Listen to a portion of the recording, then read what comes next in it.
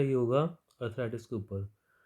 तो अर्थराइटिस देखो मेनली ये दो टाइप करेंगे, ठीक है। रूमेटॉइड अर्थराइटिस, ऑस्टियोआर्थराइटिस, इनका कुछ डिफरेंस रहता है। रूमेटॉइड में जो होता है ना, मॉर्निंग स्टिफनेस मॉर्निंग स्टिफनेस ज़्यादा रहता है रूमेटॉइड के अंदर, ठीक है, मोर देन 1 आवर, ठीक है। ऑस्टियोआर्थराइटिस के अंदर मॉर्निंग स्टिफनेस 30 मिनट से भी कम रहता है। और रूमेटॉइड के अंदर जो है ना अर्थराइटिस रहेगा, वो एक्टिविटी के साथ में वर्स होता है, ठीक है, मतलब दिन के साथ में वो सीवियर होता रहेगा। और ऑस्टियोआर्थराइटिस जब वो काम करेगा पेशेंट तो उसका पेन कम होता रहेगा, ऐसा, ठीक है। और जो रूमेटॉइड अर्थराइटिस वो फीमेल्स के अंदर ज़्यादा होता है। ऑस्टियोआर्थराइटिस दोनों फीमेल इक्वली हो सकता है।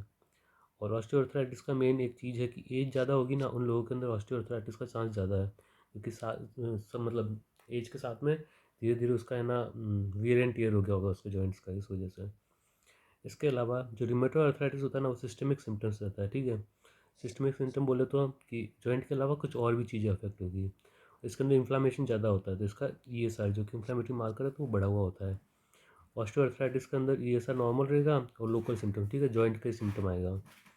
और ऑस्टियोआर्थराइटिस क्या ओबिसिटी से रिलेटेड होता है। ओबिसिटी क्योंकि ज़्यादा वेट होगा तो प्रेशर ज़्यादा पड़ेगा बोन के ऊपर, तो उस वजह से ज़्यादा वियर एंड टियर होगा बोन का, उस हिसाब से ऑस्टियोआर्थराइटिस ओबिसिटी में ज़्यादा होता है, ठीक है। अर्थराइटिस का केस हो, ओबिसिटी दिख जाए तो है ना सोच के चलना कि वो ऑस्टियोआर्थराइटिस का केस हो सकता है, ठीक है। BMI दे रखा तो अच्छी बात है, और नहीं दे रखा तो BMI अर्थराइटिस के केस में निकाल लेने का। अगर ओबिसिटी आ रहा है तो वो ऑस्टियोआर्थराइटिस है। और मेनली जो रूमेटॉइड अर्थराइटिस होता है वो छोटे जॉइंट को अफेक्ट करता है, जैसे कि रिस्ट, हैंड, फीट, ठीक है। और जो ऑस्टियोआर्थराइटिस है वो है ना बड़े जॉइंट को अफेक्ट करता है, ठीक है। रूमेटॉइड छोटे जॉइंट को, ऑस्टियो बड़े जॉइंट को। बड़े जॉइंट जैसे कि नी हो गया, हिप हो गया, स्पाइन हो गया, और साथ में हैंड्स के कुछ जॉइंट्स को। और रूमेटॉइड अर्थराइटिस सिमेट्रिकल होता है, ऑस्टियो एसिमेट्रिकल होता है, ठीक है। हो गया इनका डिफरेंस, ठीक है। अब एक्स्ट्रा आर्टिकुलर इन्वॉल्व, अब अपन RA की बात करें, ठीक है, रूमेटॉइड अर्थराइटिस की बात कर रहे हैं। तो एक्स्ट्रा आर्टिकुलर, ठीक है, जॉइंट के अलावा कुछ और मैनिफेस्टेशन आते हैं, जैसे स्किन का। स्किन में अपन को रूमेटॉइड नोड्यूल दिखेंगे, ठीक है, कि इसमें लिखा होगा तो अपन उसको देखेंगे। इसके अलावा पल्मोनरी कॉम्प्लिकेशन आ सकते हैं, जैसे कि इंटरस्टिशियल फाइब्रोसिस हो गया, प्लूरल इफ्यूजन हो गया, जो भी लंग्स के कुछ आएगा। हार्ट की कुछ चीज़ आएगी, जैसे कि MI हो सकता है, एसिम्टोमेटिक पेरिकार्डियल इफ्यूजन हो सकता है, ये सब आ सकता है। कुछ ऑक्यूलर मैनिफेस्टेशन आ सकते हैं, जैसे केराटोकंजक्टिवाइटिस का, ठीक है। हिमेटोलॉजिकल मैनिफेस्टेशन जैसे कि फेल्टिस सिंड्रोम आ गया, ठीक है। यूसिनोफिलिया, ल्यूकोपेनिया, मतलब हिमेटोलॉजिकल चेंजेस। और न्यूरोलॉजिकल मैनिफेस्टेशन जैसे कि कार्पल टनर सिंड्रोम, मोनोन्यूराइटिस मल्टीप्लेक्स, ये सब कुछ आ सकता है। मतलब जॉइंट के अलावा दूसरी चीज़ें भी आ सकती है RA के अंदर, ठीक है। अगर रिमेटॉइड नोड्यूल दिया हुआ केस के अंदर तो वो एक्यूट है, ठीक है, RA एक्यूट RA है वो। इसके अलावा कुछ लेबोरेटरी अपन इन्वेस्टिगेशन करनी पड़ती है RA के अंदर, जैसे कि CSR और ESR और CRP, ठीक है, ये इन्फ्लेमेटरी मार्कर है, तो इन दोनों को अपन चेक करेंगे RA के अंदर, ये दोनों बढ़े हुए होंगे। इसके अलावा कुछ है ना एक रूमेटॉइड फैक्टर, एंटी CCP, ये दोनों अपन देखेंगे, ठीक है। अगर है ना एंटी CCP है ना पॉजिटिव है तो उसे अपन सीरो पॉजिटिव बोलेंगे RA। और अकेला रूमेटॉइड फैक्टर पॉजिटिव है तो उसे नहीं बोलेंगे सीरो पॉजिटिव, क्योंकि है ना रूमेटॉइड फैक्टर इतना स्पेसिफिक नहीं होता। नॉर्मल RF का कितना होता है 15, नॉर्मल एंटी CCP कितना होता है 20, ठीक है। इससे ज़्यादा दिया हुआ तो ज़्यादा मानेंगे अपन। और साइनोवियल फ्लूइड का है ना जो होगा एस्पिरेशन करेंगे अपन, वो टर्बिड, और उसके अंदर बहुत सारे ल्यूकोसाइड होंगे। टर्बिड बोले तो वाइट वाइट सा दिखेगा, ठीक है। और रेडियोलॉजिकल इमेजिंग ये अपन को इन्वेस्टिगेशन करने RA के केस में, ठीक। और RA के अंदर एक अपन है ना देखते हैं यूलर क्राइटेरिया होता है, ठीक है, यूलर क्राइटेरिया डायग्नोसिस के लिए। तो यूलर क्राइटेरिया करेंगे अपन, और उसके अंदर, और किसके अंदर करेंगे यूलर क्राइटेरिया, अगर किसी पेशेंट में 1 या मोर देन 1 जॉइंट हो जिसके अंदर साइनोवाइटिस आ रहा है ना, तो सबसे पहले अपन यूलर क्राइटेरिया लगाएंगे, ठीक है। यूलर क्राइटेरिया अगर हो गया, लग गया पूरा, तो अपन उसे RA बोलेंगे। अगर नहीं लगा तो कोई और डिजीज़ है, ठीक है। यूलर क्राइटेरिया में क्या होता है, अपन पॉइंट देते हैं। पॉइंट है ना मोर देन या इक्वल टू 6 होने चाहिए तो RA का केस है। पॉइंट कैसे देते हैं अपन, 1 लार्ज जॉइंट अगर अफेक्ट हो रहा है तो 0 पॉइंट, 2 to 10 लार्ज जॉइंट हो रहा है तो 1 पॉइंट, 4 to 10 स्मॉल जॉइंट हो रहा है तो 3 पॉइंट, इस टाइप से अपन पॉइंट देते हैं, ठीक है। ये सब अपन करते हैं। और एक्यूट फेज रिएक्टेंट मान लो ESR CRP है, नॉर्मल है तो 0, एबनॉर्मल है ESR CRP ज़्यादा बढ़े हुए तो 1 हो गया। और सिम्टम अगर मोर देन 6 वीक आ रहा है तो 1 पॉइंट देंगे, इस तरह के अपन पॉइंट देते हैं, ठीक है। Euler criteria more than 1 joint with synovitis हो तो अपन देंगे, ये क्राइटेरिया लगाएंगे। 6 से ज़्यादा पॉइंट है या 6 इक्वल 6 आए तो अपन उसे RA बोलेंगे। साइनोवाइटिस क्या होता है, स्वेलिंग, रेडनेस, पेन और हॉट जॉइंट हो तो उसे अपन साइनोवाइटिस बोलेंगे, ठीक है, ये हो गया। और एक्यूट का अपन ने देख ही लिया है कि वही एक्यूट अपन बोलेंगे जब उसका रूमेटॉइड नोड्यूल दिया हुआ हो। ठीक है, ये रूमेटॉइड नोड्यूल है तो एक्यूट है वो। इसके अलावा डिफरेंस हो गया। अब सीवियरिटी, ठीक है, सीवियरिटी कैसे देखते हैं आरे का? माइल्ड, मॉडरेट, सीवियर, तीन टाइप के होते हैं। अपने केस में लगभग सीवियर का ही केस है। अगर बोन इरोजन है या फिर ऑस्टियोपोरोसिस दिया हुआ है तो सीवियर का हो गया केस। ठीक है, और एनीमिया ऑफ क्रॉनिक डिजीज, ठीक है, एनीमिया दिया हुआ आरे के केस में तो अपन उसको सीवियर मान के चलेंगे। और भी चीज़ें वो याद करना चाहे तो कर सकते हैं। ठीक है, बाकी ये दो चीज़ आ गई तो अपन सीवियर केस बोल देंगे। ठीक है, ये सीवियरिटी हो गई। उसके अलावा एक चीज़ आती है एक्टिविटी। ठीक है, एक्टिविटी अपन कैसे करते हैं? दास दास स्कोर होता है। ठीक है, दास स्कोर से अपन एक्टिविटी देखते हैं। एक्टिविटी में देखो, दास स्कोर अगर 2.6 से 3.1 है तो माइल्ड हो गया, माइल्ड एक्टिविटी। 3.2 से 5.2 moderate, more than 5.2 severe. Less than 2.6 हुआ तो रिमिशन। रिमिशन मतलब वो अभी पेन वेन नहीं कर रहा है, वो रिमिशन फेज में। ठीक है, ऐसे अपन एक्टिविटी निकालते हैं। ये दो चीज़ अपन ने निकाल ली। ठीक है, इसके अलावा इन्वेस्टिगेशन क्या क्या कर सकते हैं अपन? कुछ एक्स्ट्रा इन्वेस्टिगेशन है। HLA-DR-B1 ये अपन निकाल सकते हैं। दास अगर नहीं दिया हुआ दास क्वेश्चन के अंदर तो दास 28 या फिर ACR क्वेश्चन अपन निकाल सकते हैं। LFT KFT टेस्ट करेंगे अपन कोई मेडिकेशन देने के लिए। ठीक, ये सब हो गया। उसके अलावा ट्रीटमेंट की अगर बात करें, अब ये ट्रीटमेंट हो गया आर ए का ट्रीटमेंट। इस वाले केस में देखिए अगर अपन, तो आर ए में क्या होता है कि ट्रीटमेंट में पहली बात तो अपन को है ना, मेन ट्रीटमेंट ये होता है कि NSAID देना है अपन को, और ब्रिज कॉर्टिकोस्टेरॉइड देना है, और उसके अलावा डीमार्ट देना है। ये तीन चीज़ है अपने पास। अब NSAID किस में नहीं दे सकते? अगर कोई अल्सर का केस है, ठीक है, उसको अल्सर है तो अपन उसको NSAID नहीं दे सकते। NSAID वैसे भी लॉन्ग टाइम पे किसी को अपन दे नहीं सकते लॉन्ग टाइम तक। तो अपन क्या करेंगे, अगर किसी को अल्सर है तो पहले अपन है ना स्टेरॉयड और अल्सर NSAID दोनों को रोक देंगे। ठीक है, क्योंकि अगर अल्सर है या फिर इरोजन है तो किसी केस में अल्सर का पहले ट्रीटमेंट अपन करेंगे किससे? PPI देंगे, मीजोप्रोस्टोल देंगे। ठीक है, मीजोप्रोस्टोल एक प्रोस्टाग्लैंडिन एनालॉग है, ये देंगे। उससे क्या होगा कि अल्सर ट्रीट हो जाएगा। उसका अंदर अपन है ना सेलेक्टिव कॉक्स-2 है ना कॉक्स-2 सेलेक्टिव NSAID देंगे। ठीक है, जो अल्सर के ट्रीटमेंट के बाद में नॉर्मल NSAID नहीं देंगे, सेलेक्टिव देंगे। उसके अलावा हम क्या कैसे NSAID दे सकते हैं? हम है ना उसके अलावा अपन देंगे कॉर्टिकोस्टेरॉइड। वो कैसे कैसे दे सकते हैं अपन कि या तो इंट्रा आर्टिकुलर, ठीक है, जॉइंट के अंदर देंगे, या फिर टॉपिकल बाहर बाहर लगाएंगे वैसा। ये दो टाइप के NSAID दे सकते हैं, कॉर्टिकोस्टेरॉइड दे सकते हैं। इसके अलावा अगर केस ऑफ अगर अल्सर का केस है ना नॉन फंक्शनल अल्सर है, ठीक है, इसका मतलब इसके अंदर मतलब कि अल्सर दिया हुआ तो है ना, अल्सर मतलब अपन ने देख लिया है एंडोस्कोपी में, जैसे अपन को पता चला तो अपन H पायलोरी को है ना वर्कअप करेंगे कि H पायलोरी हम सीरोलॉजी करेंगे और यूरिया ब्लड टेस्ट करेंगे, वो सब करेंगे ताकि हमें पता चले कि H पायलोरी है या नहीं है। H पायलोरी है तो H पायलोरी का हम ट्रिपल थेरेपी देंगे। ठीक है, जो देते हैं वही वाला। इसके अलावा इन्वेस्टिगेशन अपन अगर अल्सर है तो अपन अकल्ट ब्लड टेस्ट स्टूल भी कर सकते हैं। ठीक है, ये सब हो गया अपना। और अगर नॉर्मल सा केस है तो ये चीज़ तीन चीज़ देंगे, अल्सर वगैरह नहीं है कुछ तो। और उसके अलावा ऑस्टियोपोरोसिस हो जाता है। ठीक है, रूमेटॉइड अर्थराइटिस के अंदर। तो ऑस्टियोपोरोसिस में अपन को है ना कैल्शियम, विटामिन डी और ये सब कुछ चेक करना होगा, पैराथायरॉयड हार्मोन चेक करना होगा, फॉस्फेट चेक करना होगा। ये सब अपन इन्वेस्टिगेशन करेंगे। और उसके ट्रीटमेंट के लिए क्या करेंगे? ऑस्टियोपोरोसिस के लिए कैल्शियम देंगे, विटामिन देंगे, बिस्फोस्फोनेट्स देंगे। ठीक है, ये तीन ड्रग देंगे अपन ऑस्टियोपोरोसिस के लिए। और ये कुछ एग्जांपल इसके डीमार्ट्स के। ठीक है, मिथोट्रिक्सेट इंपॉर्टेंट है। और मिथोट्रिक्सेट अपन किसी को दे रहे हैं ना तो साथ में फोलिक एसिड देना जरूरी है, क्योंकि मिथोट्रिक्सेट अपन मेगालोब्लास्टिक एनीमिया करा सकता है। ठीक है, अब दूसरा अपना आ गया ऑस्टियोआर्थराइटिस। ठीक है, ये किससे होता है? ज़्यादा ज़्यादा एज होनी हो, ज़्यादा ओबिसिटी हो, उन सब चीज़ से ऑस्टियोआर्थराइटिस हो सकता है। इसके है ना कोई सिस्टमिक सिम्टम्स नहीं होते, सिर्फ एक सिंगल जॉइंट का सिम्टम रहता है, जो भी जॉइंट का इन्फ्लामेशन वगैरह वो पेन करता है। अब इसमें इन्वेस्टिगेशन अपन क्या करते हैं? एक्सरे करते हैं। ठीक है, ऑस्टियो मतलब अर्थराइटिस के केस में जब भी अपन एक्सरे कर रहे हैं ना, दो व्यू में करेंगे, एंटीरियर पोस्टीरियर और लेटरल व्यू, दोनों एक्सरे करेंगे फॉर सीवियरिटी ऑफ डिजीज़। ठीक है, ऑस्टियोआर्थराइटिस में सीवियरिटी जो है ना डिपेंड करती है एक्सरे के ऊपर। ठीक है, वो अपन आगे देखेंगे कैसे सीवियरिटी निकालते हैं। ठीक है, इसके अलावा जो अपना केस है ना उसके अंदर हाइपरटेंशन होता है, हाइपरटेंशन के जो भी इन्वेस्टिगेशन करेंगे। और ट्रीटमेंट में अपन है ना ऑस्टियो में क्या देते हैं? NSAID देते हैं। NSAID दे रहे हैं अपन लॉन्ग टाइम के लिए, अपन साथ में PPI देंगे ताकि NSAID अल्सर ना कर दें, और प्रोस्टाग्लैंडिन एनालॉग भी साथ में देंगे। और अगर NSAID जो दे रहे हैं ना वो COX-2 सेलेक्टिव देंगे, क्योंकि COX-2 सेलेक्टिव अपना अल्सर नहीं कराता है। और अगर मान लो NSAID अपन यूज़ नहीं कर पा रहे तो NSAID और किस तरीके से दे सकते हैं, टॉपिकल, ठीक है, क्रीम लगाएंगे जॉइंट के ऊपर, या फिर इंट्रा आर्टिकुलर जॉइंट के अंदर इंजेक्शन दे देंगे, वैसे 10, इससे अल्सर नहीं होगा। और अगर ठीक नहीं हुआ तो लास्ट ट्रीटमेंट अपने पास क्या रहेगा, जॉइंट रिप्लेसमेंट का, ठीक है। इसके अलावा कुछ नॉन फार्मा ट्रीटमेंट होते हैं अपने पास, जैसे कि एक्सरसाइज करो, एक्यूपंक्चर करो, स्मोकिंग कम करो, वेट लॉस करो, तो इससे ऑस्टियोआर्थराइटिस अपना रुक जाएगा।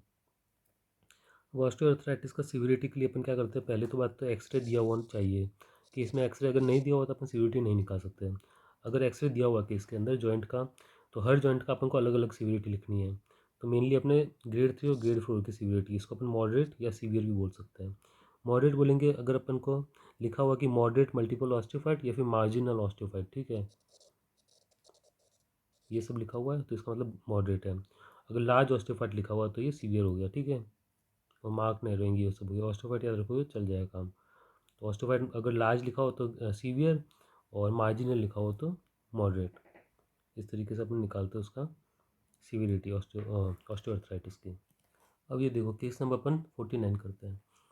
इसमें क्या दिया हुआ है, सोलन जॉइंट दिया हुआ है, सोनस दिया हुआ है, ठीक है, सोलन टेंडर जॉइंट है अपना, तो मतलब साइनोवाइटिस है, तो अपन यूलर क्राइटेरिया लगाएंगे, ठीक है, ये यूलर क्राइटेरिया है।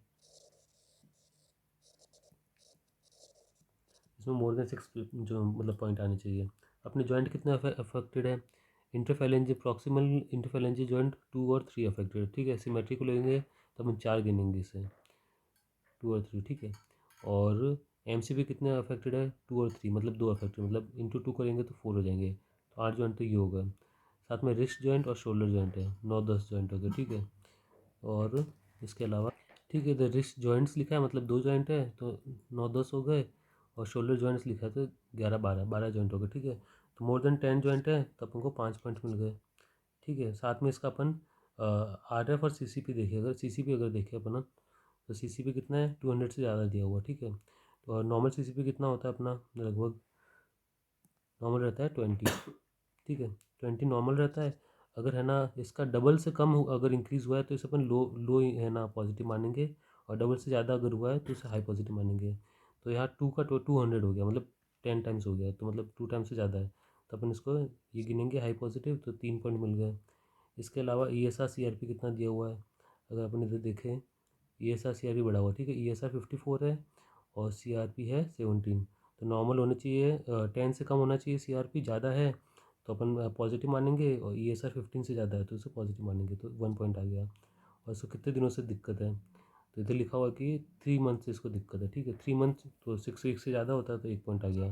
तो मोर देन 6 आना चाहिए, अपने कितना है, 5, 5, 6, 7, 8, 9, 10, 10 आ गया, ठीक है, तो 6 से ज़्यादा हो गया, तो 6 से ज़्यादा हो गया तो अपन इसको मानेंगे यूलर क्राइटेरिया फुलफिल हो रहा है, तो ये आर ए का केस है अपना, ठीक है, तो आर ए का केस हो गया। तो अपन इधर है ना लिखेंगे डायग्नोसिस में, पहली बात तो एक्यूट लिखा है, एक्यूट क्यों लिखा, क्योंकि तो अपन लिखेंगे सबसे पहले acute severe seropositive rheumatoid arthritis. Acute क्योंकि है ना इसके सोलन जॉइंट है, पेनफुल जॉइंट है, ESR CRP बढ़े हुए हैं, तो एक्यूट का केस है, ठीक है। सीरो पॉजिटिव क्योंकि इसमें है ना CCP एंटी CCP इसका दिया हुआ है, पॉजिटिव है, ठीक है, ये एंटी CCP इसका बढ़ा हुआ है, तो ये सीरो पॉजिटिव हो गया। रूमेटॉइड अर्थराइटिस क्योंकि यूलर क्राइटेरिया फुलफिल हो रहा है। ऑफ PIP MCP MTP, तो ये अपन ने जॉइंट्स के नाम देख लिए, तो ये सब है, इसमें अपन रिस्ट और शोल्डर जॉइंट भी ऐड कर सकते हैं, तो ये सब जॉइंट हो गए, ठीक है। तो जॉइंट्स के सबके नाम लिखने जो जो अफेक्टेड हो रहे हैं, तो इस टाइप से इसका हो गया डायग्नोसिस। अब ट्रीटमेंट में इसके क्या करेंगे, ठीक है, तो इसके इन्वेस्टिगेशन अपन ये सब चीज़ें करेंगे, लैब वैल्यूज़ ये वाली सब चीज़ें करेंगे, जो भी है ये सब CRP जो जो नहीं दिया वो सब करेंगे, rheumatoid factor, anti CCP, synovial fluid का क्या बोलते हैं लैब टेस्ट करेंगे, बाकी रेडियोलॉजिकल इमेजिंग करेंगे, जो भी नहीं दिया हो केस में वो सब करेंगे। उसके अलावा हम ये कुछ एक्स्ट्रा इन्वेस्टिगेशन करेंगे, ये सब HLA-DR-B1 DAS28 अगर नहीं दिया हो इस केस में, तो LFT KFT ये अपन इन्वेस्टिगेट करेंगे। और ट्रीटमेंट में अपन NSAID ब्रिज कॉर्टिकोस्टेरॉइड और डिमार्ड ये देंगे ट्रीटमेंट, और डिमार्ड के साथ में फॉलिक एसिड देना जरूरी है। और साथ में है ना, हाँ, और ये है ना, ये सीवियर इसलिए है क्योंकि इस केस में अगर अपन देखें रेडियोलॉजी में, तो रेडियोलॉजी में ऑस्टियोपोरोसिस लिखा हुआ है, तो ऑस्टियोपोरोसिस का मतलब सीवियर रहेगा, ठीक है, तो सीवियर का केस हो गया ये। तो ऑस्टियोपोरोसिस है तो ऑस्टियोपोरोसिस का भी अपन ट्रीटमेंट देंगे। ऑस्टियोपोरोसिस में क्या देंगे, कैल्शियम, विटामिन D और बिस्फॉस्फोनेट, ये ऑस्टियोपोरोसिस का ट्रीटमेंट में देंगे। और ये RA के ट्रीटमेंट में देंगे। तो ये अपना हो गया ट्रीटमेंट। नेक्स्ट केस है अपना केस नंबर 52। इसमें अगर आप देखें तो है ना जॉइंट का पेन और स्वेलिंग दिया हुआ है, ठीक है। तो अपन यूलर क्राइटेरिया लगाएंगे। यूलर क्राइटेरिया ये है, तो अपने कितने जॉइंट हो रहा है फैक्टर देखें अगर अपन, तो जॉइंट यहाँ देखें सबसे पहले तो 2 और 3 मेटाकार्पल जॉइंट अफेक्ट हो रहा है राइट के, ठीक है। तो दो जॉइंट हुए। उसके अलावा बोथ रेस्ट, ठीक है, 2 और हुए 4 हो गए। बाद में 2 and 4 on the right and 2 and 3 metacarpophalangeal in the right, ठीक है, लेफ्ट और राइट। इसमें दो दो और हो रहे हैं, तो 1 2 3 4 5 6 और 2 रेस्ट के 7 8। उसके अलावा नी के, ठीक है, नी जॉइंट्स तो 9 10 हो गए। मैंडिबल के 11 12 हो गए। तो है ना मोर देन 10 हो गए, तो ये 5 पॉइंट आ गए, ठीक है। इसके अलावा इसका CCP कितना दिया हुआ है, इसका अगर अपन CCP देखें, ठीक है, इसका CCP नहीं दिया हुआ है। इसका रूमेटोड फैक्टर दिया हुआ 22। तो 22 कितना होगा कि है ना नॉर्मल कितना होता है, रूमेटोड फैक्टर 15 होता है, ठीक है। तो 15 का डबल होगा 30, 30 से कम इंक्रीज़ हो रहा है, तो अपन इसे लो पॉजिटिव गिनेंगे, तो 2 पॉइंट देंगे। इसके अलावा इसका ESR CRP देखें, तो ESR इसका दिया हुआ है, CRP दिया हुआ है इसका 54, ठीक है, 54 दिया हुआ है, तो ये 10 से ज़्यादा है तो 1 पॉइंट आ गया। और इसको 7 मंथ से, ठीक है, 7 मंथ से है तो मोर देन 6 वीक है, तो 1 पॉइंट आ गया। 5 6 7 8 9, 9 पॉइंट आ गया, जो कि 6 से ज़्यादा है, तो आर का केस है, ठीक है ये। तो अपन लिखेंगे।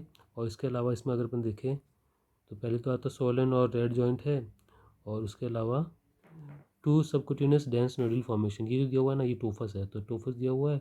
टोफस तो ये है ना नोड्यूल दिया हुआ है, ये रिमोटेड नोड्यूल है, ठीक है, रिमोटेड नोड्यूल है। तो रिमोटेड नोड्यूल दिया हुआ है, तो एक्टिव फेज का क्या बात होगी, ठीक है। तो अपन इसको एक्यूट लिखेंगे, रिमोटेड नोड्यूल एक्यूट लिखेंगे, साथ में सोलन रेड जॉइंट है। उसके अलावा अपन है ना सीवीटी लिखेंगे, सीवीटी कितनी है इसकी के अंदर है ना ऑस्टियोपोरोसिस अगर दिया हुआ है या फिर इरोजन दिया हुआ है, ऑस्टियोपोरोसिस दिया हुआ है, ठीक है, तो ये सीवियर हो गया। ऑस्टियोपोरोसिस दिया हुआ तो सीवियर हो गया, तो इधर अपन लिखेंगे सीवियर, ठीक है, सीवियर। उसके अलावा इसके अंदर एंटी-CCP नहीं दिया हुआ, और रूमेटॉइड फैक्टर्स का पॉजिटिव है, तो रूमेटॉइड फैक्टर से कोई मतलब नहीं है, आपको एंटी-CCP अपना होना चाहिए, वो नहीं दिया हुआ, तो सीरो नेगेटिव लिखेंगे। लेकिन इसके इन्वेस्टिगेशन अपन एंटी-CCP लिखेंगे कि वो अपन करना है। अगर पॉजिटिव आया तो सीरो पॉजिटिव हो जाएगा ये। रूमेटॉइड अर्थराइटिस विथ हाई और सीवियर एक्टिविटी, भाई एक्टिविटी अपन कैसे निकालते हैं, दास से, ठीक है। दास इसको इसका कितना दिया हुआ है, 5.6 दिया हुआ है। 5.6 बोले तो मोर देन 5.2, तो ये सीवियर हो गया, ठीक है, एक्टिविटीज़ की सीवियर हो गई। तो इधर अपन लिखेंगे सीवियर, सीवियर या हाई एक्टिविटी कुछ भी लिख सकते हैं। ऑफ बाद में जो जो जॉइंट के नाम है वो सब जॉइंट के नाम अपन इधर लिख देंगे। Complicated by anaemia grade 2, anaemia अगर अपन देखें इधर तो एनीमिया इसका ग्रेड 2 का आ रहा है। इसका हीमोग्लोबिन 86.4 है, तो ग्रेड 2 एनीमिया हो गया, ये अपना हो गया डायग्नोसिस, ठीक है। ठीक है, फिर इसमें अगर अपन एंडोस्कोपी देखें तो इसको bright hyperaemic mucous membrane of the antrum and 3 erosion, erosion मतलब अल्सर का हिस्ट्री दी हुई है, ठीक है। तो अल्सर का केस है, तो इधर अपन ये वाला ट्रीटमेंट देंगे। अल्सर वाला अल्सर है तो NSAID स्टेरॉइड अपन सीधे नहीं दे सकते, पहले अल्सर को ट्रीट करेंगे PPI मीज़ोप्रोस्टोल से, बाद में COX-2 सेलेक्टिव NSAID देंगे। उसके अलावा कॉर्टिकोस्टेरॉइड इंट्रा आर्टिकुलर या फिर टॉपिकल दे सकते हैं, NSAID भी टॉपिकल अपन दे सकते हैं, ठीक है। उसके अलावा अल्सर के अपन H पाइलोरी का इन्वेस्टिगेशन करेंगे, और अकल ब्लड स्टूल टेस्ट का इन्वेस्टिगेशन करेंगे, ये सब करेंगे। और ऑस्टियोपोरोसिस के लिए अपन दे सकते हैं इसके अंदर कैल्शियम विटामिन डी और बिस्फोसनेट, ये वाला ट्रीटमेंट, ठीक है। इसमें डायरेक्टली ये वाला ट्रीटमेंट नहीं दे सकते क्योंकि NSAID अपना अल्सर करा सकता है, इसलिए ये देंगे, साथ में ये देंगे, ये पूरा और ये पूरा ट्रीटमेंट इसका, ठीक है। नेक्स्ट केस अपना 48 है, ये ऑस्टियोआर्थराइटिस का केस है। पहली बात देखो इसका एज ज़्यादा है, ठीक है। दूसरी बात इसका अपन जब BMI निकालेंगे ना हाइट और वेट से, तो BMI 34 आएगा, तो ग्रेड 2 की ओबिसिटी आ रही है, मतलब ओबिसिटी है इसको, तो इसकी एज ओबिसिटी दोनों रिस्क फैक्टर में ऑस्टियोआर्थराइटिस के। इसके अलावा इसको pain when going down stairs, ठीक है, जब है ना सीढ़ियाँ उतरता है तब इसको पेन होता है, ये भी ऑस्टियोआर्थराइटिस में दिखता है। इसके अलावा ओ शेप डिफॉर्मिटी है ना, ये भी अपन को ऑस्टियोआर्थराइटिस मिलती है। और साथ में लार्ज जॉइंट, हिप जॉइंट इस पर अफेक्ट हो रहा है, नी जॉइंट हो रहा है अफेक्ट, ये मेनली लार्ज जॉइंट अफेक्ट हो रहा है, तो ऑस्टियोआर्थराइटिस का केस हुआ, ठीक है। तो अपन इसमें लिखेंगे पॉली आर्टिकुलर ऑस्टियोआर्थराइटिस, क्योंकि इसके अंदर हिप और नी और DIP ये सब कुछ अफेक्ट हो रहा है, ठीक है। मेनली बड़े जॉइंट हिप और नी अफेक्ट हो रहे हैं, DIP भी हो रहा है साथ में। और इसका हाइपरटेंशन, इसका अगर अपन BB देखेंगे तो 170 है, तो हाइपरटेंशन का ग्रेड तो 2 हो गया, ठीक है, 170 के हिसाब से ग्रेड 2 हो गया। उसके अलावा इसके अंदर कोई HMOD नहीं है, कोई CKD नहीं है, कोई डायबिटीज़ नहीं है, तो स्टेज 1 हो गया, ठीक है। और रिस्क फैक्टर अपन पता नहीं कर सकते, तो अपन लिखेंगे कि हम कैलकुलेट करेंगे स्कोर 2, ठीक है। स्कोर 2 से हमें रिस्क फैक्टर पता चलेगा। ओबिसिटी ग्रेड 1 अपन ने देख ली BMI निकाल के। और इसके इन्वेस्टिगेशन में ये चीज़ इंपॉर्टेंट है, ठीक है, एक्सरे, और हाइपरटेंशन के लिए यूरिन CBC LFT ECG जो भी हाइपरटेंशन का होता है वो सब कुछ। और ट्रीटमेंट में NSAID COX-2 सेलेक्टिव देंगे NSAID, और अगर अल्सर है होता या फिर नहीं भी अल्सर है लॉन्ग टाइम NSAID देते हैं अपन PPI और प्रोस्टाग्लैंडिन एनालॉग साथ में दे सकते हैं। और हाइपरटेंशन के लिए हाइपरटेंशन का ट्रीटमेंट अपन कर सकते हैं ड्यूल थेरेपी, और उसका नहीं ट्रीट हुआ तो ट्रिपल थेरेपी, नहीं ट्रीट हुआ तो उसके साथ में स्पाइरोलेक्टोन भी अपन ऐड कर सकते हैं, ठीक है ऐसा। और साथ में अपन स्टैटिन दे देंगे क्योंकि ओबेसिटी का केस है। और अगर है ना NSAID है ना यूज़ नहीं कर सकते, ठीक है, कोई अल्सर वल्सर का केस है तो अपन टॉपिकल NSAID या इंट्रा आर्टिकुलर NSAID दे सकते हैं। नहीं ट्रीट हुआ तो जॉइंट रिप्लेसमेंट कर सकते हैं। फार्मा में नॉन फार्मा में एक्सरसाइज, एक्यूपेंचर, स्मोकिंग कम करेंगे, वेट लॉस करेंगे, ये सब ट्रीटमेंट हो गया 48 का। ऑस्टियो का लगभग ये सेम ट्रीटमेंट चलता है, ठीक। तो 48 का ट्रीटमेंट और इन्वेस्टिगेशन हो गया, ठीक है। नेक्स्ट केस अपन करते हैं केस नंबर 55। इसमें देखो इसकी भी एज ज़्यादा है, 57, लगभग 60 के करीब की रहेगी ऑस्टियोआर्थराइटिस के केस में एज। ओल्ड एज इसका रिस्क फैक्टर है, BMI इसका 35 है, तो ग्रेड 2 की ओबेसिटी यहाँ भी है। ओबेसिटी और क्या इंक्रीज एज दोनों इसका रिस्क फैक्टर है। इसके अलावा इसका वेस्ट सर्कमफ्रेंस है ना वो 104 है। तो फीमेल में मोर देन अगर है ना 80 हुआ तो अपन उसको अपन विसरल ओबेसिटी बोलते हैं, ठीक है। तो इसमें मोर देन 80 तो विसरल ओबेसिटी है। 35 तो ओबेसिटी ग्रेड 2 है, ठीक है। BMI 35 है तो उसके अलावा अगर अपन देखें तो इसको है ना, तो इसको अपन ऑस्टियोआर्थराइटिस पता चल गया। इसके अलावा ऑस्टियोफाइट्स जो होते हैं ना, ऑस्टियोफाइट्स वो भी अपन को है ना इसके अंदर दिखते हैं, ऑस्टियोआर्थराइटिस के अंदर दिखते हैं, ठीक है। अब अगर अपन देखें तो है ना इसको है ना increase in pain syndrome with in 2 weeks, 2 weeks के अंदर इसको इंक्रीज हुआ तो ये एक्यूट है, ठीक है। ऑस्टियोआर्थराइटिस हमेशा क्रॉनिक तो रहता ही है, तो ये एक्यूट भी है क्योंकि 2 वीक्स में इसको ज़्यादा हो गया। तो acute on top of chronic करेंगे। पॉली आर्टिकुलर की बहुत सारे जॉइंट अफेक्ट है, अपन देखते हैं आगे कौन कौन से हैं। पॉली आर्टिकुलर ऑस्टियोआर्थराइटिस ऑफ, बाद में ऑफ करके बाद में जो जो जॉइंट है वो लिखना है अपन को, ठीक ठीक है। तो ऑस्टियोआर्थराइटिस में अपन को एक्सरे से अपन को सीवियरिटी पता चलती है जॉइंट की। तो यहाँ पे रेडियोग्राफ दिया हुआ है, ठीक है, मतलब एक्सरे दिया हुआ है। तो इसमें नी जॉइंट का एक्सरे है, तो नी में क्या दिया हुआ है कि इसके अंदर मार्जिनल ऑस्टियोफाइट है। मार्जिनल बोले तो मॉडरेट सीवियरिटी का है, ठीक है। तो नी जॉइंट है मॉडरेट सीवियरिटी। उसके अलावा on radiography of feet, feet में अपन को किसका किया, मेटाटार्सोफैलेंजियल जॉइंट का अपन ने एक्सरे किया, तो उसके अंदर लार्ज ऑस्टियोफाइट है। लार्ज ऑस्टियोफाइट मतलब सीवियर सीवियरिटी। अपन हर एक जॉइंट का अपन अलग अलग लिखेंगे। MTP मेटाटार्सोफैलेंजियल का सीवियर सीवियरिटी और राइट नी का मॉडरेट सीवियरिटी, क्योंकि इसके अंदर मार्जिनल ऑस्टियोफाइट है, इसमें लार्ज ऑस्टियोफाइट है इसलिए, ठीक है। ये अपन यहाँ देख चुके हैं, यहाँ से पता चलेगा अपन को ये मॉडरेट और ये सीवियर। इसमें मार्जिनल मतलब इस मॉडरेट ऑस्टियोफाइट और मार्क्ड लार्ज ऑस्टियोफाइट मतलब सीवियर, ठीक है। इस हिसाब से ये लिखेंगे। विसरल ओबेसिटी अपन ने देख लिया, ओबेसिटी ग्रेड 2 अपन ने देख लिया है, और इसका ट्रीटमेंट सेम ऊपर वाले केस के जैसे रहेगा, ठीक है। ये वाला ट्रीटमेंट इसका रहेगा। इन्वेस्टिगेशन यही एक्सरे अपन करेंगे, एक्सरे लगभग हो चुका है और एक्सरे करेंगे, और इस केस में हाइपरटेंशन नहीं है तो ये हाइपरटेंशन वाला इस केस में नहीं करेंगे, बाकी सब कुछ वही सेम ऊपर वाले जैसा करेंगे। एक्सरे कर लेंगे, NSAID देंगे इस तरीके से, और अगर NSAID से नहीं सही हुआ तो अपन जॉइंट रिप्लेसमेंट कर सकते हैं। एक्सरसाइज करो, स्मोकिंग मत करो, वेट लूज़ कर दो, तो ये अपना ट्रीटमेंट हो गया 55 का, ठीक है। अब नेक्स्ट टॉपिक अपन देखेंगे गाउट, ठीक है। इसका एक ही केस है, केस नंबर 53। गाउट का डायग्नोसिस के लिए ये क्राइटेरिया रहता है, ठीक है। इसमें से या तो अपन को presence of urate crystal in the joint fluid, ठीक है, एस्पिरेशन के अंदर अपन को यूरेट क्रिस्टल दिखनी चाहिए, या फिर अपन को टोफस का एस्पिरेशन करेंगे ना, presence of tophus proven to be contain urate crystal, ठीक है। यूरेट क्रिस्टल या तो जॉइंट के अंदर या फिर यूरेट क्रिस्टल टोफस के अंदर अपन को मिलने चाहिए, ठीक है। और ये दो चीज़ पोलराइज लाइट माइक्रोस्कोपी करेंगे यूरेट क्रिस्टल को देखने के लिए। ये या तो ये हो या फिर ये हो, इनमें से कोई एक हो, या फिर 6 और more of the following clinical laboratory और रेडियोलॉजिकल फाइंडिंग, या तो ये होगा या फिर ये होगा। इसके अंदर ये सब पॉइंट आएंगे, इन सब पॉइंट में से 6 पॉइंट होने चाहिए अपने अपन को ये इसको गाउट बोलने के लिए केस को, ठीक है। ठीक है, अब केस नंबर 53 अपना नेक्स्ट केस है, तो ये गाउट का केस होगा। तो गाउट का क्राइटेरिया अपन ने देख लिया, ये सब क्राइटेरिया होने चाहिए, ठीक है। इनमें से ये 3 पॉइंट में से या तो ये या फिर ये या फिर ये, इसके इस पॉइंट में ये नीचे वालों में से कोई भी 6 और मोर होने चाहिए। तो अपन देखते हैं, ये दो अपन को नहीं दिया, ठीक है, ये लैब टेस्ट नहीं दिए ऊपर वाले दो, तो अपन इस वाले नीचे वाले क्राइटेरिया से अपन चलाएंगे। तो ये जो केस है इसमें अपन देखेंगे कि है ना क्या क्या क्राइटेरिया फुलफिल हो रहा है। इसके अंदर unilateral attack involving first metatarsophalangeal joint, क्या ये हो रहा है, फर्स्ट मेटाटार्सोफैलेंजियल जॉइंट क्या अफेक्ट हो रहा है। तो अपन ये देखेंगे कि हाँ फर्स्ट मेटाटार्सोफैलेंजियल जॉइंट अफेक्ट हो रहा है, तो 1 पॉइंट हो गया। सस्पेक्टेड टोफाई, ठीक है।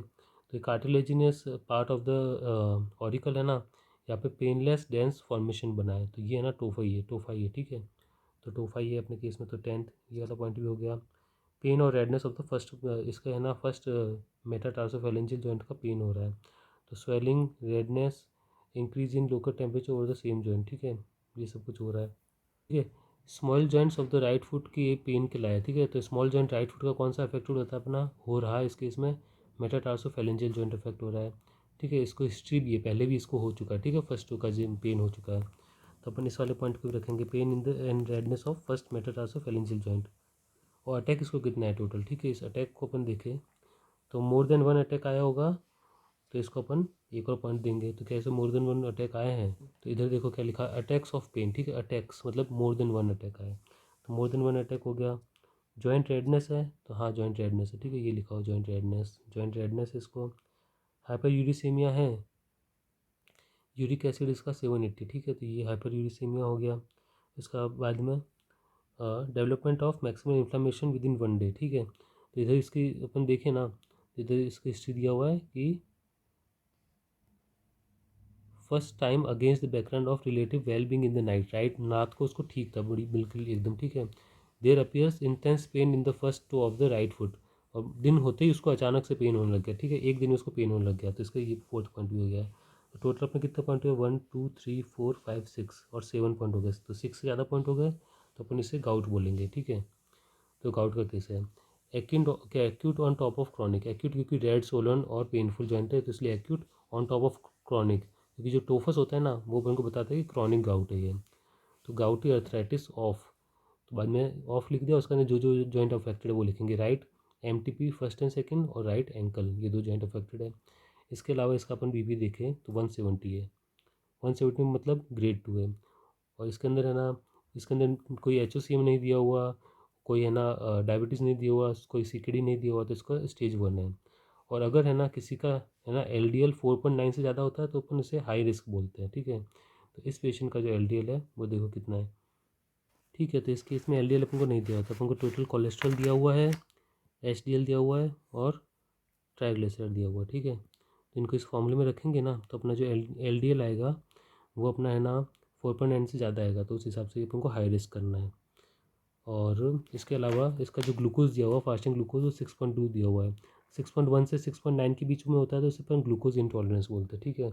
अगर 7 या 7 से ज़्यादा होगा तो उसे अपन डायबिटीज़ कहेंगे। फिलहाल 6.9 से कम है तो अपन इसे ग्लूकोज इंटॉलरेंस बोलेंगे, तो ग्लूकोज इंटॉलरेंस हो गया। और इसके अलावा अगर अपन इसका कार्डिक डलनेस इज एक्सपेंडेड, ठीक है, बाई कितना एक्सपेंड है, कुछ 2 centimetre from the mid clavicular line, तो थोड़ा सा एक्सपेंड हो रहा है कार्डिक डलनेस, तो उसे अपन बोलेंगे LVH, ठीक है। ये सब हो गया इसका डायग्नोसिस। उसके अलावा इसके अंदर कुछ कुछ इन्वेस्टिगेशन रहते हैं, एस्पिरेशन करेंगे अपन, जो टोफस है और जॉइंट का, तो उनका एस्पिरेशन करेंगे और उसका इन्वेस्टिगेशन करेंगे। साथ में पोलराइज लाइट माइक्रोस्कोपी करेंगे, क्यों करेंगे कि यहाँ अगर अपन देखें, देखो पोलराइज लाइट माइक्रोस्कोपी में हमको यूरेट क्रिस्टल देखना है, इसके लिए अपन पोलराइज लाइट माइक्रोस्कोपी करेंगे। साथ में एक्सरे कर सकते हैं अपन किडनी का, और अल्ट्रासाउंड भी कर सकते हैं क्योंकि किडनी स्टोन भी हो सकते हैं इस केस में, और जॉइंट का भी एक्सरे करेंगे। साथ में किडनी का यूरेट कॉन्सेंट्रेशन देखेंगे, किडनी में कितनी यूरेट कॉन्सेंट्रेशन है, क्योंकि किडनी के अंदर स्टोन हो सकता है, यूरिक एसिड स्टोन। इसके अलावा इसके अंदर हाइपरटेंशन, तो हाइपरटेंशन का अपन सब कुछ इन्वेस्टिगेशन करेंगे, लिपिड, क्रिएटिनिन, ECG, इको और इलेक्ट्रोलाइट, ये करेंगे LVH के लिए, क्योंकि इसका हाइपरट्रॉफी हो रहा है हार्ट का। तो ये सब हो गया। उसके अलावा अब इसमें ट्रीटमेंट देखें अपन गाउट का, तो गाउट के ट्रीटमेंट में 2 ट्रीटमेंट, एक तो एक्यूट गाउट का देना है, एक क्रॉनिक गाउट का देना है, ठीक है। तो एक्यूट गाउट में अपन क्या देंगे, NSAID प्लस कोलचिसिन, ये देंगे अपन, ठीक है। और ये अपन कैसे दे सकते हैं, NSAID टॉपिकल या फिर इंट्रा आर्टिकुलर, 2 तरीके से दे सकते हैं। 2 वीक्स तक अपन ने दिया, अगर सिम्टम चले गए, ठीक है, उसके बाद में सिम्टम चले गए, अब अपने इसे लॉन्ग टर्म थेरेपी देंगे क्रॉनिक गाउट के लिए, ठीक है। क्रॉनिक गाउट के लिए लॉन्ग टर्म थेरेपी क्या देंगे, एलोप्रोनॉल देंगे, 2 वीक्स दे के अपन इसको देंगे। अगर है ना टारगेट रीच नहीं हुआ अपना यूरिक एसिड का, तो अपन फुबॉक्सिस्टेट देंगे, ठीक है, ये ड्रग देंगे। ये अपना ट्रीटमेंट हो गया गाउट का। इसके अलावा हाइपरटेंशन में अपन को इस केस में अपन को आर्ब देना, ठीक है। आर्ब बेस्ट चॉइस है क्योंकि आर्ब है ना यूरिक एसिड को कम करता है, ठीक है। और साथ में आर्ब के साथ अपन को कैल्शियम चैनल ब्लॉकर देना, डायोटिक कभी नहीं देना, क्योंकि डायोटिक है ना वो गाउट के अटैक को और ज़्यादा बढ़ाएगा, ज़्यादा एक्यूट गाउट कराएगा। तो डाययूरेटिक नहीं देना है और आप देना ही देना आर्ब, ठीक है। एंजियोटेंसिन रिसेप्टर ब्लॉकर ये देना ही देना है और डाययूरेटिक बिल्कुल नहीं देना है। तो इंपॉर्टेंट चीज़ें दो गाउट का ट्रीटमेंट में। और साथ में इसको डिसलिपिडीमिया है तो उसके लिए अपन इसको स्टैटिन दे सकते हैं, ठीक है। तो स्टैटिन का टारगेट क्या होगा, हाई रिस्क है तो एलडीएल का टारगेट होगा लेस देन 1.8 और सभी लोगों में लेस देन 1.7 ट्राइग्लिसराइड तो अपना होता ही है टारगेट। तो ये अपना टारगेट याद रख सकते हैं। ये हो गया अपना गाउट का ट्रीटमेंट, ठीक है। अब देखो नेक्स्ट केस है अपना 54। तो अपन अगर पहले एस देख लेते हैं ऊपर से। एस में क्या होता है कि ये कुछ क्राइटेरिया रहते हैं एस के, इसमें है ना 11 रहते हैं टोटल में से कम 4 से ज़्यादा अपने अगर पॉजिटिव है तो एस का केस है, ठीक है। इस क्राइटेरिया में से उसका एस की सीवियरिटी निकालने के लिए अपन स्लेडाई है ना स्कोर होता है, ये स्कोर निकालते हैं स्लेडाई 2 के स्कोर, ठीक है। इस स्कोर में अगर अपना more than 12 equal to more than या इक्वल टू 12 आ गया तो उसे अपन सीवियर बोलेंगे। अपना एक ही केस है सीवियर का है तो उसमें अपना स्लेडाई मोर देन 12 आने वाला है, ठीक है। उसके अलावा इसका ट्रीटमेंट में क्या करते हैं, अगर सीवियर हो गया, ठीक है, स्लेडाई मोर देन 12 आया तो सीवियर आ गया, तो सीवियर आ गया तो अपनी ये वाली ट्रीटमेंट देंगे जो इधर लिखा हुआ है, ये सब अपन ट्रीटमेंट देने वाले हैं। ट्रीटमेंट दो टाइप में देते हैं, एक तो अपन typical drug target dose treatment देते हैं, दूसरा अपन मेंटेनेंस डोज देते हैं, ठीक है। और ये है ना टिपिकल डोज जो है ना ये अपना केजी के ऊपर, ठीक है, पेशेंट के वेट के ऊपर डिपेंड करता है, तो पर केजी पर डे के हिसाब से देते हैं ये वाला डोज। और जो मेंटेनेंस डोज है वो पर दिन के पर डे के हिसाब से दिया जाता है, ठीक है। तो इतना हो गया। अपन अपना केस देखते हैं, केस नंबर 54। तो इसके अंदर सबसे पहले तो है ना रेड सोलन जॉइंट आता है ना, तो अपन यूलर क्राइटेरिया रूमेटॉइड अर्थराइटिस का लगा के देखते हैं। अगर वो नहीं लग रहा है, लग रहा है तो आर ए का केस है, नहीं लग रहा तो वो किसी और का केस है, ठीक है। तो अब है ना इधर तो है ना मतलब कुछ और अगर रीज़न है, ठीक है, कि अगर जो सोलन जॉइंट का कोई और रीज़न, जैसे कि इस केस में अपन को एस का रीज़न हो सकता है, तो यहाँ पर अपन को यूलर ना लगाएंगे और अपना आर ए का केस नहीं होगा ये। तो इसमें कुछ कुछ चीज़ें अपन को हिंट मिल जाएगी कि एस केस है, जैसे कि ब्राइट ब्लू ऑन हर चिक, ठीक है। ये रैश इसका हो रहा है, रैश इसका हो रहा है चिक्स के ऊपर, तो ये ना इसका बटरफ्लाई लाइक रैश हो गया, ठीक है। तो ये एक इसका पॉइंट हो गया। और इसका अर्थराइटिस हो रहा है, सोलन नी वगैरह हो रहा है, साथ में इसको डिस्कॉइड रैश हो रहा है, ठीक है। इसको है ना प्लूरेसी हो रही है, प्लूराइटिस हो रहा है, ठीक है। प्लूरल फिक्शन इसको हो रहा है इसको लंग्स के अंदर, तो उसे प्लूराइटिस या प्लूरेसी बोलते हैं इसे। ये सब कुछ हो रहा है। इसके अलावा इसको किडनी की दिक्कत हो रही है, ठीक है, किडनी की, लंग्स की, हार्ट की और स्किन की, ये सब दिक्कतें होते हैं तो अपन ऐसे ही मानेंगे। तो इसमें इरेथ्रोसाइट्स, इसमें है ना यूरिन के अंदर क्या दिख रहा है, हिमेचूरिया दिख रहा है, यूरिन कास्ट दिख रहे हैं, प्रोटीन यूरिया दिख रहा है, ये सब कुछ हमको यूरिन के अंदर दिख रहा है, ठीक है। तो अपन पहले ये क्राइटेरिया लगाते हैं, ऐसे लिखा है क्या क्या दिख रहा है। तो अपन को मेला रश दिख रहा है, ठीक है। इस केस में क्योंकि अपन ये दिखे तो चिक्स के ऊपर रैश है, ठीक है, इसे मेला रश बोलते हैं, मेला रश दिख रहा है। इसके अलावा डिश शेप रैश लिखा हो तो अपन डिस्कॉइड रैश दिख रहा है। और अपना जो जॉइंट है swelling of the knee ankle and elbow joint ये लिखा हुआ है तो अपन अर्थराइटिस करेंगे, ठीक है। और इसमें सीरोसाइटिस में प्लूराइटिस अपन को दिख रहा है क्योंकि इधर ये लिखा हुआ प्लूरल फ्रिक्शन नॉइज, ठीक है। तो जो लंग्स का प्लूरा होता है ना उसका फ्रिक्शन नॉइज आ रहा है, तो सीरोसाइटिस हो गया।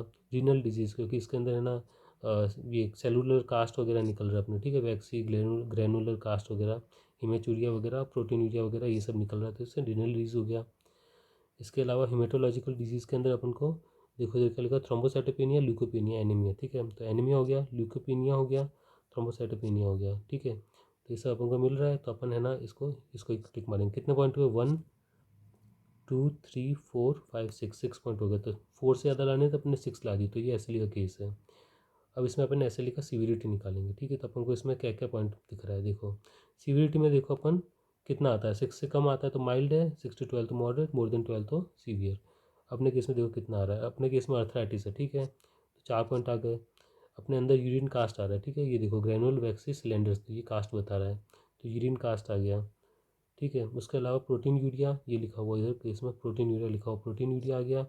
इसके अलावा रैश अपने केस में है और प्लूरेसी आ रहा है, ठीक है, क्योंकि इधर लिखा हुआ कि प्लूरल फ्रिक्शन आ रहा है इस वजह से वो हो गया। फीवर आ रहा है पेशेंट को, थ्रोम्बोसाइटोपेनिया है, ल्यूकोपेनिया दिया हुआ है। 12 से ज़्यादा हो रहा है, हाँ 12 से ज़्यादा हो रहा है, 4 8 12 16, ठीक है। तो मतलब ज़्यादा ही है 4 से, जितना भी है 12 से ज़्यादा ही है, तो अपना है ना सीवियर गया केस। तो अपन इधर इधर लिखेंगे डायग्नोसिस में, पहली बात तो इसको फीवर 39 डिग्री सेल्सियस आ रहा तो एक्यूट है, ठीक है, एक्यूट। और सीवियर क्योंकि 12 से ज़्यादा अपना अपना स्लेडाई 2 के स्कोर अपना 12 से ज़्यादा है तो सीवियर हो गया। एसएलई क्योंकि सारे क्राइटेरिया मीट हो रहे हैं।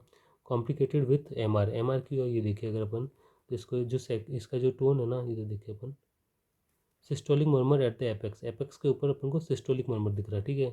तो एम का जो मर्मर होता है वो सिस्टोलिक में अपन को दिखता है, ठीक है, सिस्टोलिक में दिखता है। तो ये एम का अपन लिखेंगे डायग्नोसिस की, एम का डायग्नोसिस है माइट्रल रिगर्जिटेशन, एम मतलब, तो एम लिखा।